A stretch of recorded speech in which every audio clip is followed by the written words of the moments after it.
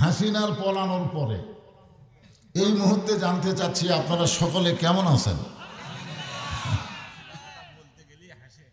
আমরা ঠেলা করে দোয়া করছি রব্বানা আতিনা ফিদ দুনিয়া হাসিনা। কি হাসানার জায়গায় হাসিনা মারছি। আজকে সে হাসিনা নাই, বাংলার মানুষ কষ্টে থাকলেও মানসিক ভাবে ভালো আছে। জোরে কান কথা ঠিক কিনা? ভালো থাকা হলো দুই রকম। সাল্লুনা আলান নবী ইয়া আইয়ুহাল্লাযীনা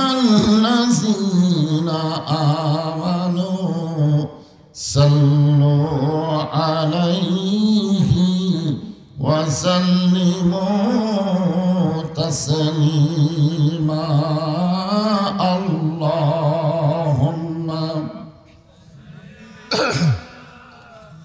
মাইকের সাউন্ড ভম ভম করতেছে। ওয়ালা আলে সাইয়্যিদিনা শফিআনা মাশরিকে হুব্বে মুহাম্মদ। সকলে বলি সাল্লাল্লাহু আলাইহি সাল্লাম। मतलाए दीवानी माँ मतलाए खुर्शीद इश्क़ास सीनाए सो जानी माँ बलागन उला बिकमालिही कशाफत दुजा बिजमालिही हसनत जमीओ खिसालिही सल्लो अलैहि व आलिहि अल्लाहुम्मा आमीन। জান্নাতের বাগান থেকে জান্নাতি মানুষদেরকে নিয়ে আমি গুনাহগার তোমার রহমতের দরজায় দুখানা হাত তুলেছি। আল্লাহ, হাসরের ময়দানে জাব্বার আর কাহার নামে রূপ নিয়া তুমি যখন বিচার শুরু করবে, তোমার সামনে দাঁড়ায়া সমস্ত নবীরা নাফসি নাফসি বলে কাঁদতে থাকবে। এমন কঠিন অবস্থা হাসরে হবে, সেদিন সমস্ত নবী তার উম্মতকে ভুলে যাবে, শুধু বলবে আল্লাহ আমার কি হবে, আমার কি হবে। একমাত্র দরদি নবী শাফাতের কান্ডারি ইয়া রব্বি হাবলি উম্মতি বলে লা ইলাহা ইল্লাল্লাহ। মহব্বতে আল্লাহর জিকির করতে কোনো শরম আছে? আপনারা বলেন শরম আছে? নাই। আর যে জিকির আপনারা করতেছেন এটা কোনো বাবার জিকির? কার জিকির? আফজালু জিকির। সমস্ত জিকিরের মধ্যে উত্তম জিকির হচ্ছে লা ইলাহা ইল্লাল্লাহ। আল্লাহ রাসূল বলেছেন কোন ব্যক্তি যদি সারা জীবন পাপ করে আর মৃত্যুর সময় এই জিকির যদি তার জবানে জারি থাকে, শুধুমাত্র জবানে জিকির জারি থাকার কারণে আল্লাহ তার জীবনের সমস্ত গুনাহ মাফ করে দেয়। নামাজের মাধ্যমে সমস্ত গুনাহ মাফ হবে এমন কথা নেই, রোজার মাধ্যমে, হজের মাধ্যমে, যাকাতের মাধ্যমে হবে এমন কথা কোথাও নেই। এত দামি জিকির, সুবহানাল্লাহ। বাবা আদম আলাইহিস সালাম থেকে আমাদের নবী পর্যন্ত সমস্ত নবী এই কলেমা দিয়ে কিন্তু দাওয়াত দিয়েছেন। জোরে কোন ঠিক কিনা? আর সেই জিকির করতে আমাদের অলসতা কেন? জবান খুলে মহব্বতে লা ইলাহা ইল্লাল্লাহ লা ইলাহা। যার দিলে আছে আমার আল্লাহর ভয়, যার মনে আছে আল্লাহর ভয়, যার দিলে আছে আল্লাহর ভয়।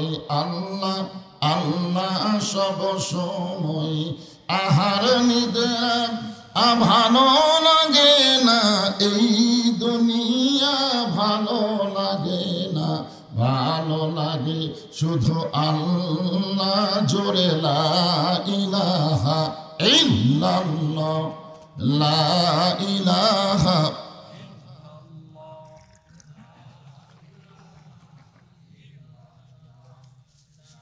লা ইলাহা ইল্লাল্লাহু মুহাম্মাদুর রাসূলুল্লাহ।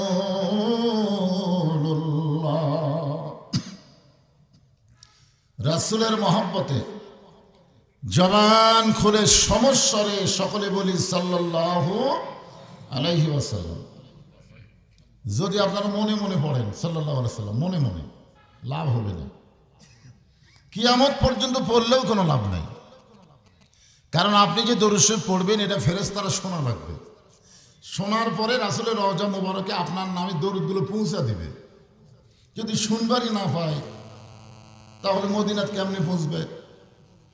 জিকির করলেন, জিকিরের মালিক আল্লাহ, মনে মনে করলেও আল্লাহ শুনতে পাবে, কারণ আল্লাহ মনের খবরও জানে। জানে কি জানে না? ফেরেশতারা কি মনের খবর জানে? কথা কয় জানে? আল্লাহর নবী কি জানে? তাহলে জিকিরের মালিক হচ্ছে আল্লাহ, আর দরুদের মালিক হচ্ছে মুহাম্মাদুর রাসূলুল্লাহ। দরুদটা হলো মহব্বত, আর জিকিরটা হলো ইবাদত। জিকির করলেন, এটা হলো ইবাদত। ইবাদত শুধুমাত্র আল্লাহ ছাড়া অন্য কারো জন্য করা যাবে। আর এই যে দরুদ শরীফ পড়লে এটা হলো মহব্বত। অনেক ক্ষেত্রে দেখা যাবে ইবাদতের চাইতে মহব্বতেরই দাম বেশি, যার প্রমাণ আল্লাহ রাসূল বলেছেন, আমার সমস্ত উম্মতের ইবাদতের নেকি যদি এক পাল্লায় দেওয়া হয়, আর আবু বকরের এক রাতের মহব্বত যদি অন্য পাল্লায় দেওয়া হয়, সমস্ত ইবাদতের চাইতে মহব্বতের ওজন বেশি হবে। এই সুবহানাল্লাহ বলতে আপনাকে কষ্ট হচ্ছে? বলতেছেন কোন জায়গায়? পালাহারের মাহফিলে সুবহানাল্লাহ, আর জান্নাতের বাগানে আপনাদের জন্য একটা গাছ লাগাইলো আল্লাহ। বসে আছেন কোথায়? গাছ লাগলো কোথায়? বিশ্বাসে মিলাই বস্তু তর্কে বহুদূর। অনেকে মনে মনে চিন্তা করে এতই সহজ। এই সুবহানাল্লাহর হাদিসে কি বলা হয়েছে জানেন? কোন ব্যক্তি যদি জাহান্নামে ফতোয়া পায়, জাহান্নামের রায় হয়ে গেছে, এমন সময় এই যে গাছগুলো আপনারা লাগালেন, এই গাছগুলো হাওমাও করে কান্না শুরু করে দিবে। আল্লাহ বলবে, গাছ কান্দো কেন? গাছগুলো বলতেছে, আল্লাহ মালিকগুলো জাহান্নামে যাচ্ছে, আমরা কার আশায় জান্নাতে দাঁড়িয়ে থাকবো? আল্লাহ বলবেন, গাছ তোমরা কি চাও? গাছগুলো বলবে, মালিক যাবে যেখানে আমরাও যাব সেখানে। আল্লাহ বলবেন, গাছ তোমাদের মালিক জাহান্নামের আগুনে পুড়বে, তোমাদেরকে আমি আল্লাহ জাহান্নামের আগুনে পুড়াবো না। আল্লাহ বলতেছে, তোমাদেরকে জাহান্নামের আগুনে পুড়ানোর জন্য তো জান্নাতে আমি লাগাইনি। গাছগুলো বলবে, এটাই যদি আপনার চাওয়া হয় তাহলে মালিকগুলো আমাদের দিকে ফিরে দিলেই তো লেটা শুকে যায়। আল্লাহ তখন বলবেন, এই জাহান্নামী বান্দা, শুধুমাত্র সুবহানাল্লাহ বলার ওসিলায় আর এই গাছের চাহিদার কারণে আমি আল্লাহ আবার তোদেরকে জান্নাত ঘোষণা করে দিলাম। আসলে আল্লাহ আমাদের জান্নাত দিবে, বুঝলেন? জান্নাত দিবে বলেই তো আমাদের মুসলমানের ঘরে আল্লাহ কবুল করেছেন। বিশ্বাস করা লাগবে, ওই রুহের জগৎ থেকে আমরা আল্লাহর নজরে পড়েছি। রুহের জগৎ নজরে পড়ি নাই। রুহের জগতে যদি নজরে না পড়তাম তাহলে আমাদের আল্লাহ হিন্দুর ঘরে, বৌদ্ধর ঘরে, খ্রিস্টানদের ঘরে, ইহুদির ঘরে আল্লাহ পাঠাবার পারতেন। কিন্তু আল্লাহ ওই সকল ঘরে না পাঠায়া ভালোবেসে দয়া করে আমাদেরকে আল্লাহ মুসলমানের ঘরে কবুল করেছেন। এবং আল্লাহ ঘোষণা করেছেন, অমাইয়াবতাগি গায়রাল ইসলাম দীনান ফালাই ইউকবালা মিনহু।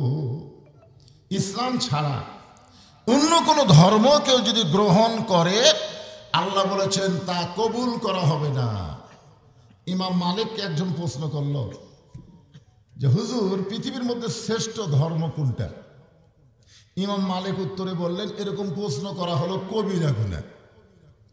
পৃথিবীর মধ্যে শ্রেষ্ঠ ধর্ম কোনটা এটা প্রশ্ন করাও কবিরা গুনাহ। ছাত্র বলল, তাহলে কি প্রশ্ন করব? ইমাম মালিক বললেন, ধর্মই তো একটা। ধর্ম কয়টা? আর সেটার নামই হলো ইসলাম। ইসলাম ছাড়া যতগুলো ধর্মের নামে আমরা জানি এগুলো একটাও ধর্ম না। ইসলাম হলো জাত, আর ওরা হলো বিজাত। বিজাত বোঝেন? বিজাত কয় না জাত আর বিজাত। তা আল্লাহ তাআলা আমাদেরকে দয়া করে রহম করে এই মুসলমানের ঘরে কবুল করার পরই আমরা বুঝতে পারলাম রুহের জগৎ থেকেই আমরা আল্লাহর নেক নজরে পড়ে গেছি। জোরে কোন সুবহানাল্লাহ।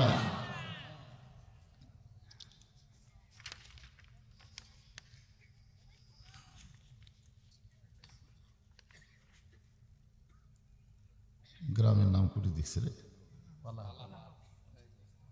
আচ্ছা পালাহাট, শাহজাহানপুর, বগুড়া। নূর রহমান মসজিদ কমপ্লেক্স প্রাঙ্গণে।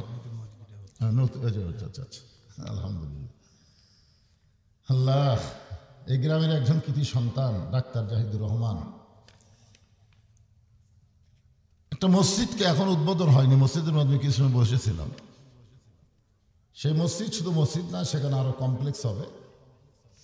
আজকের এই তাফসিরুল কোরআন মাহফিল আল্লাহ তাআলা যেনাকে সম্মানিত সভাপতির আসনে কবুল করেছেন, জনাব মাওলানা মোহাম্মদ আনোয়ারুজ্জামান, খতিব, রানীরহাট বাইতুল আমান জামে মসজিদ, বগুড়া। আজকের এই মাহফিলের সম্মানিত সভাপতিকে অন্তরের অন্তঃস্থল থেকে আমি শুভেচ্ছা জ্ঞাপন করছি। শুভেচ্ছা জ্ঞাপন করছি আজকের এই মাহফিলের আহ্বায়ক আলহাজ এম জাহিদুর রহমান জাহিদ। আজকের এই মাহফিলের সম্মানিত ওলামায়ে কেরাম, আপনাদের মাঝে মাঝে যে সমস্ত আলেম ওলামা বসে আছেন, মঞ্চে আছেন, যেনারা কিছু সময় আমার আগে আলোচনা করেছেন, আলেম ওলামা সহ আজকের মাহফিলের বক্তাগণকে অন্তরের অন্তঃস্থল থেকে আমি শুভেচ্ছা জ্ঞাপন করছি। এই মুহূর্তে আমার সামনে যারা বসে আছেন, মাগরিবের পরে মাহফিলে লোক হয়? অনেকে বলে হুজুর মাগরিবের পরে তো লোক হয় না, 10টার আগে লোক আসেই না।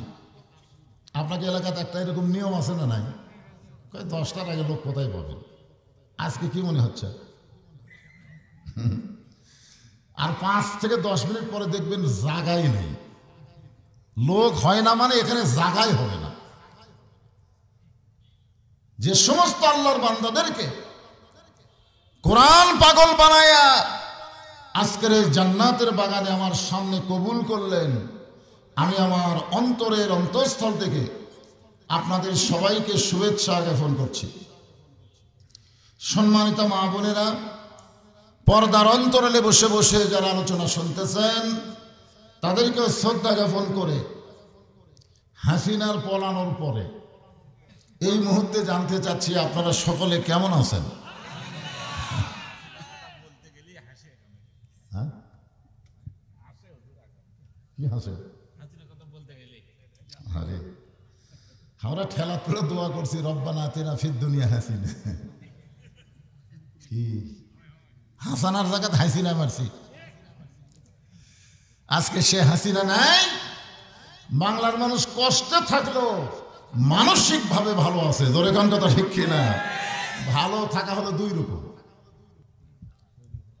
একটা ভালো থাকা হলো শারীরিক ভালো থাকা, শারীরিক, আর একটা হলো মানসিক। শরীরের দিক দিয়ে আমরা অনেকেই ভালো ছিলাম, কিন্তু মনের দিক দিয়ে আমরা খুব একটা ভালো ছিলাম না। কারণ এরকম কোরআনের মাহফিল আমার বক্তা ওয়াজ করতে আসলে সবসময় খালি সাইড মারতাম, সাইড, বুঝলেন না? পুলিশ ঘুরতেছে, র্যাব ঘুরতেছে, আজরাইল ঘুরতেছে, এটা আমাকে খেয়ালই ছিল না। খালি র্যাব, পুলিশ আর হাসিনা, আমরা কষ্টে বাঁচি না। এখন মাশাআল্লাহ এদিক থেকে আল্লাহ আমাদেরকে মুক্ত করেছে। এজন্য খুশি হয়ে জবান খুলে সমস্বরে সকলে বলি আলহামদুলিল্লাহ। রব্বানা লাকাল হামদ হামদান কাসীরান তাইয়িবান মুবারাকান ফীহি। আমরা আল্লাহর প্রশংসা করলাম।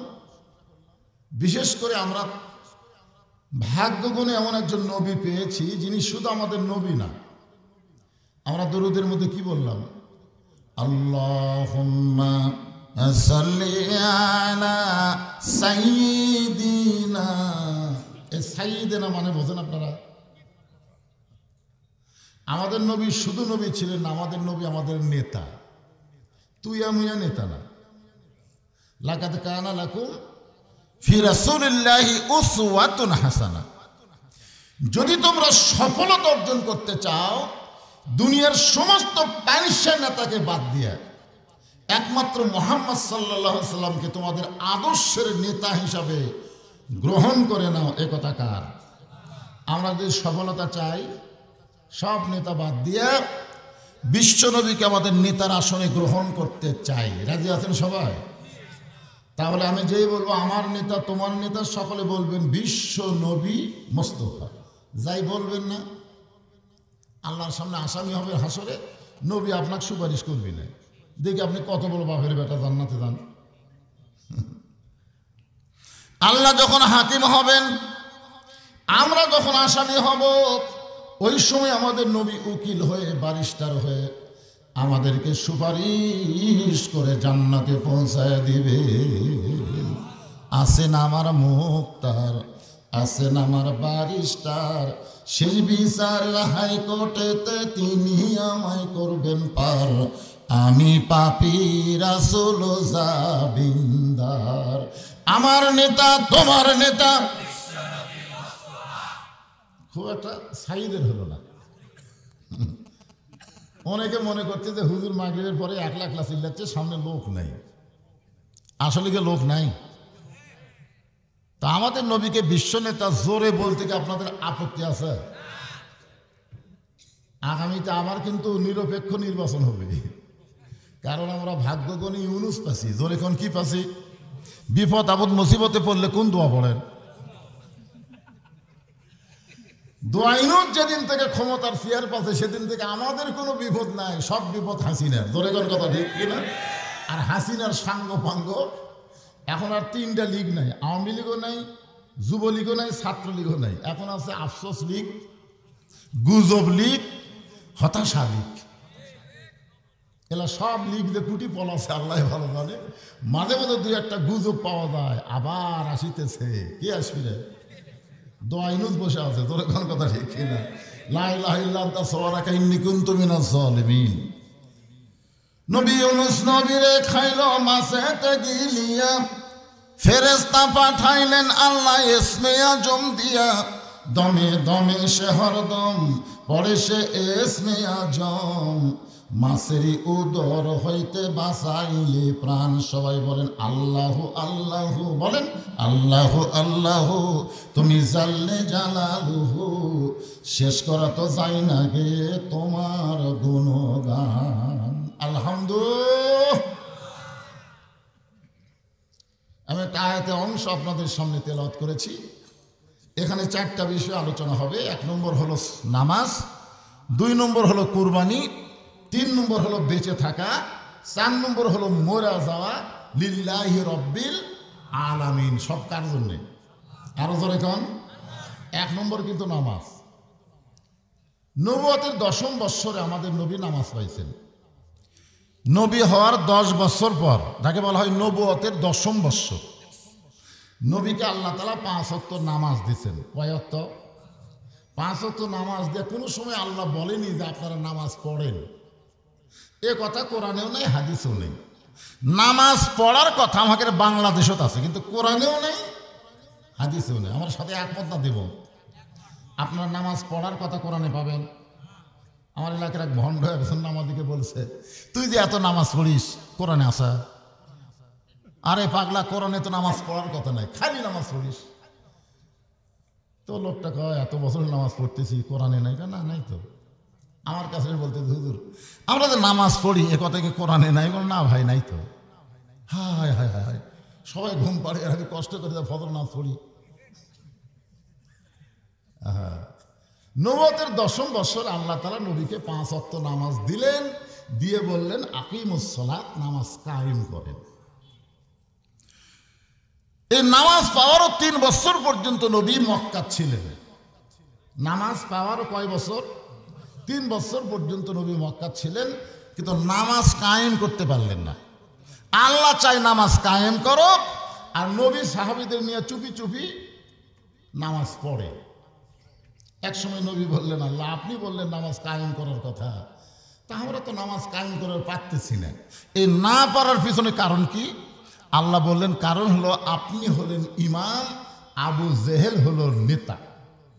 যেই দেশে আবু জেহেলের মতন নেতা থাকবে আর আপনার মতন ইমাম থাকবে, সেই দেশে নামাজ মানুষ পড়তে পারবে কিন্তু কায়েম করতে পারবে না। কায়েম করতে গেলে আপনি নবীও হতে হবে, নেতাও হতে হবে। আবু জেহেলকে ডিলিট করে দেওয়া লাগবে। আবু জেহেলের অস্তিত্ব রাখা যাবে না।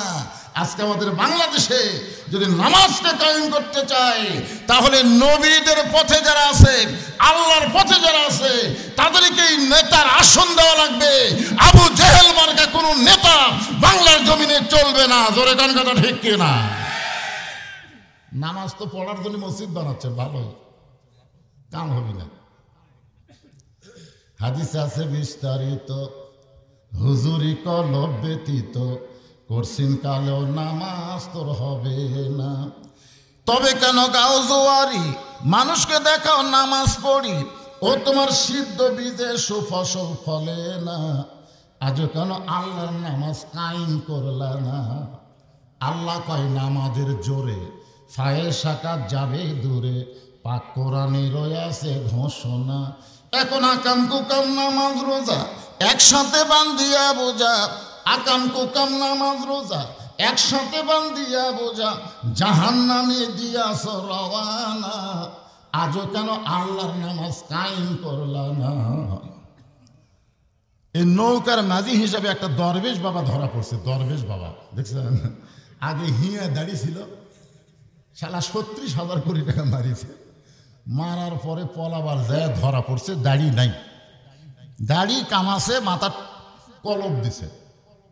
ওই কিন্তু ১ নম্বর নামাজি, কিন্তু কায়েমের মধ্যে নাই, পড়ার মধ্যে আছে। এখানে আল্লাহ তাআলা যে ৪টা বিষয় আমাদেরকে আজকে শিক্ষা দিচ্ছেন, তার ১ নম্বর হলো নামাজ। ১ নম্বর কি? নামাজ।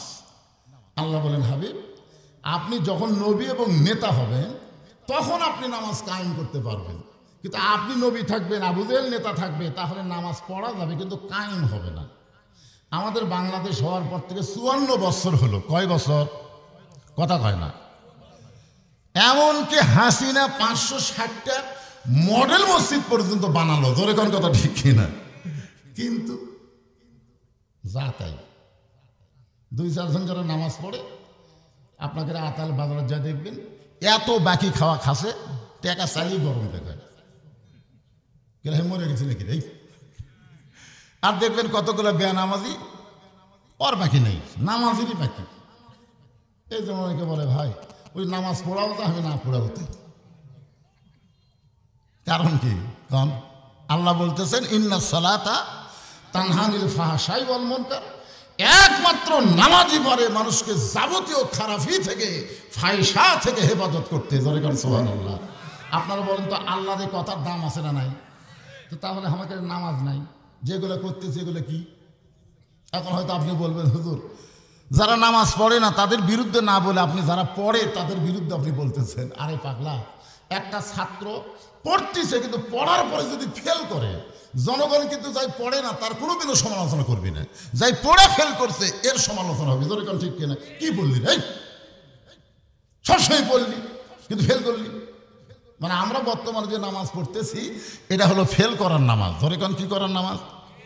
তা আমরা কি ফেলের মধ্যে থাকবো না পাস করব? পাস যদি করতে চাই তাহলে আল্লাযীনা ইম্মাক্কান্নাহুম ফিল আরদ, মুসলমানের মধ্যে কাউকে যখন ক্ষমতা দেওয়া হবে, ক্ষমতার চেয়ার পাওয়ার পরে তার ১ নম্বর দায়িত্ব হলো আকামুস সালাত, নামাজ কায়েম করা।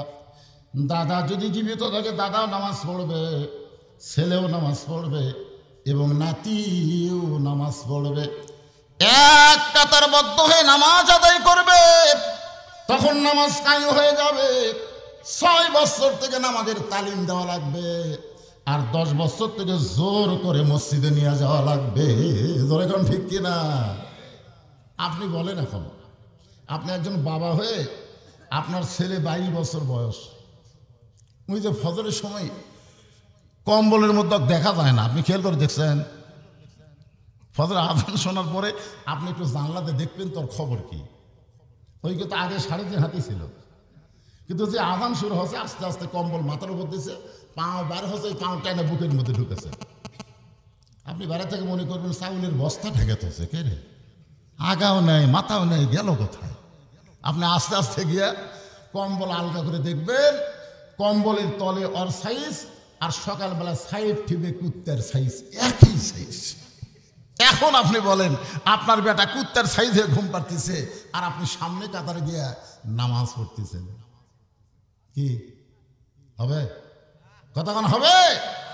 তাহলে আপনি বাবা হয়েও পারতেছেন না। এইটা পারবে ইসলামী সরকার যখন কোরআন মোতাবেক বাংলাদেশ চলবে। জোরে কোন কথা ঠিক কিনা? নামাজ পড়বো না তোর বাপ পড়বি, তোর বাপও পড়বি নামাজ। এটা বর্তমানের বাংলাদেশ দিয়ে হবে না।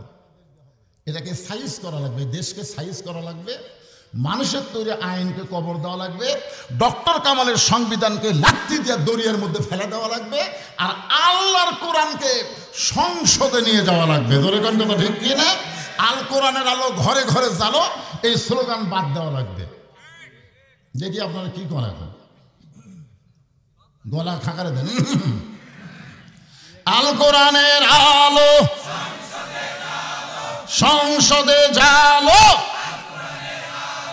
আলহামদুলিল্লাহ। আপনারা মনে করতে হুজুর এতই সোজা, বেশি দিন নাই। আজকে মিশরের খবর জানেন?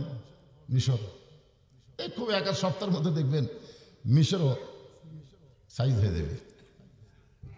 সিরিয়া কিন্তু হয়ে গেছে, বাংলাদেশের হাসিনা ফল আছে, মিশরও সাইজে আসতেছে। এরপরে সমস্ত আল্লাহর কুদরতি পাওয়ার পড়বে ফিলিস্তিনের উপর। জোরে কোন কথা ঠিক কিনা? ইহুদির বাচ্চাদের অস্তিত্ব দুনিয়া থাকবে না, মুসলমানের রাজত্ব শুরু হবে। জোরে কোন কথা ঠিক কিনা? আমাদের বাংলাদেশের খবর জানে? গোটা বাংলাদেশ ঘুরতেছে আপনাদের দোয়ায়। এই হাসিনা পলানোর পর থেকে আমাদের উপর গজব শুরু হচ্ছে। হাই রে ভাই, এখানে কিছুক্ষণ ওয়াজ করে আবার যাওয়া লাগবে তাই বলে হুজুরের গ্রামে, ওটি আবার একজন মেরে আসা লাগবে আবার বড় ফকরা। এই যে ঘোরাঘুরি শুরু হচ্ছে এই বুড়া বয়সে, বুঝলেন? দাওয়াত না নিলে তাই গাড়ি ভাঙবো হুজুর। 15 বছর লোক ওয়াজ করে পারিনি, এই বছর নিয়ত করছি আপনি দাওয়াত নেবেন না। মানে 15 বছর হাজিরা থাকাতে পারিনি তো। কারণ বাংলাদেশে একটাই বক্তা, আমি ডাইরেক্ট কথা না বললেও অ্যাঙ্গেলে এমন ডোজ দেওয়া দিছি যে আমার ওয়াজ বগুড়া যারা নিষেধ করে দিছে। জোরে কোন কথা ঠিক কিনা? এখন অ্যাঙ্গেলের দিন শেষ, ডাইরেক্টের বাংলাদেশ। জোরে কোন কথা ঠিক কিনা? অ্যাঙ্গেলই যে দেওয়া দিছি আমি, এখন ডাইরেক্ট পাই কি? এই জন্য সবাই গলা খাঁকারি করে যে স্লোগান দিলেন, এই স্লোগানের উপরে আমাদের বিশ্বাস করে এই 4টা বিষয় ওয়াজ শোনা লাগবে। 1 নম্বর হলো নামাজ। যেই নামাজটা আমরা জামাতের সঙ্গে আদায় করলাম, এই নামাজ দিয়ে আমি আপনাদের সামনে আলোচনা শুরু করতেছি। নামাজটা হলো মাগরিবের নামাজ। জোরে বলেন কোন নামাজ? কথা কয় না। 5 ওয়াক্ত নামাজের মধ্যে 4 ওয়াক্ত হলো জোর। ফজরের নামাজ 2 রাকাত হলেও জোর, জোহরের 4 রাকাত ফরজ হলো জোর, আসরের 4 রাকাত ফরজ হলো জোর, এশার 4 রাকাত ফরজ হলো জোর, কিন্তু মাগরিবের 3 রাকাত ফরজ হলো বেয়াজোর। জোরে কোন ঠিক কিনা? আপনি দেখবেন এশার নামাজের আজান দিয়ে 15 মিনিট পরে আপনি মসজিদে আসবেন, জামাত পাবেন। ফজরের আজান দিয়ে 8 ঘন্টা পর আসবেন, আপনি জামাত পাবেন। জোহরের আজান দিয়ে 15 মিনিট পরে আসবেন, আপনি জামাত পাবেন। আসরের আজান দিয়ে 15 মিনিট পরে আপনি মসজিদে আসেন, জামাত পাবেন। কিন্তু মাগরিবের আজান শোনার পরে 15 মিনিট পরে যদি আসেন, মসজিদ দেখবার পাবেন কিন্তু জামাত পাবেন না। জোরে কোন ঠিক কিনা? আপনারা বলেন তো, এই মাগরিবের আজান দেওয়ার সঙ্গে সঙ্গে কেন নামাজ পড়ি, আর এই নামাজটা জোর না হয়ে বেদর কেন হলো? এইটা যখন নবী আল্লাহর কাছে জানতে চাইল, আল্লাহ বলে, হাবিব এই মাগরিবের নামাজ 3 রাকাত ফরজ আপনাকে কেন দিলাম? যদি শুনতে চান তাহলে শোনেন। আপনার উপর যেই কিতাব আমি নাজিল করেছি, এই কিতাবের মধ্যে একজন নবীকে আমি উল্লেখ করেছি। এই নবীর নাম হলো ইয়াকুব নবী। জোরে কোন কোন নবী? ইয়াকুব নবী বাস করিতেন কেনানি, সবার চাইতে ভালোবাসতেন ইউসুফকে। ইয়াকুব নবী 2টা বিয়ে করছেন। জোরে কোন কয় বিয়া? এক বইয়ের পেট থেকে 10টা সন্তান হচ্ছে, আরেক বইয়ের পেট থেকে 2টা হচ্ছে। ইয়াকুব নবী এক সময় নির্জনে বলতেছে, আল্লাহ আমি নবী হয়ে জন্ম দিলাম, আমার 2 ছেলে এত ভালো, আর এই 10টা এত খারাপ কেন হলো? নবী নবী আল্লাহ বলতেছে, ইয়াকুব তোর বউ কয়টা? তো বউ তো 2টা। যে বউ ভালো ওই বইয়ের পেটের বনিয়ামিন ইউসুফ ভালো, আর যে বউ খারাপ, ওর পেটের থেকে যে 10টা সন্তান বাড়াছে, এই 10টাই খারাপ। এখান থেকে আমরা প্রমাণ পেলাম সন্তান ভালো মন্দ হওয়ার পিছনে বাপের কোনো দায়িত্ব নাই। সন্তান ভালো মন্দ হয় মায়ের কারণে। ধরে কোন কথা ঠিক কিনা? কারণ কি? বাবা আনন্দে মাতিয়া সাগরে ভাসাইয়া সেই যে চইলা যায় খবর লয় না। মাজন ধরিয়া উদরে কতই কষ্ট করে, 10 মাস পরে পায় প্রসবের বেদনা। এমন দরদি ভবে কেউ হবে না আমার মা, মা গো। এখন এই গজল গাইলে কতগুলো মেয়ে মানুষ হাসে। তো হাসো কেন? বলে হাসার কারণ হলো ধরিয়া উদরে কতই কষ্ট করে, 10 মাস পরে পাই প্রসবের বেদনা। এখন এই দিন আর চলবি না, এখন সিজার করে বাচ্চা নেব। ধরে কোন কথা ঠিক কিনা? আপনার বলেন তো, সিজার করে যেগুলো বাচ্চা হচ্ছে এগুলো মানুষ হচ্ছে?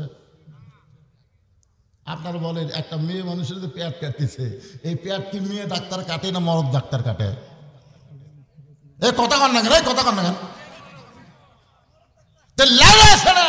আপনার বইয়ের পেট কাটলো, পেট কাটে দেখে বাচ্চার ঘুমই ভাঙেনি, মানে 2 দিন পরে ওই নর্মালি জন্ম হবে, কিন্তু মা অধৈর্য হওয়ার কারণে সিজার করা লাগবে। ডাক্তারও টেকার দরকার, ভাই পানি শুকিয়ে গেছে, বেঁকা হয়ে আছে, আমি কি করবেন? আপনি ডাক্তারের কাছে না গেলে তো ডাক্তার এই কথা বলার সাহসই পায় না। গেছেন যে এখন ডাক্তারকে আল্লাহ বাদ আমার কাছে আসছো, আমার টেকার দরকার। আল্ট্রাসাউন্ড করে তাই ভাই সবই ভালো ভাই, কিন্তু একটু বেঁকা হয়ে আছে। সবই ভালো, পানি শুয়ে গেছে, পেট কেটে দেখে ওর ঘুমই ভাঙেনি। এখন ঘুম না ভাঙলে কী করবে? পেটের মধ্যে বার করে এরকম একটা ঘুরেন দেয়। এই ঘুরেন দেওয়ার কারণে মাথাতে একটা ঝাঁকি খায়, বাচ্চা এই করে কান্দা ওঠে। ওই যে মাথার ঝাঁকি খেলো, এই মোবাইল ছাড়ার ভাত খায় না, মোবাইল ছাড়ার কান্না থামে না। জোরে জন কথা ঠিক কি না? আপনারা বলেন তো, যেই বেটা মোবাইল ছাড়া ভাত খায় না, মোবাইল ছাড়া কান্না থামে না, এই বড় হলে কি হবে? এই মালটা কি হবে চিন্তা করেন তো।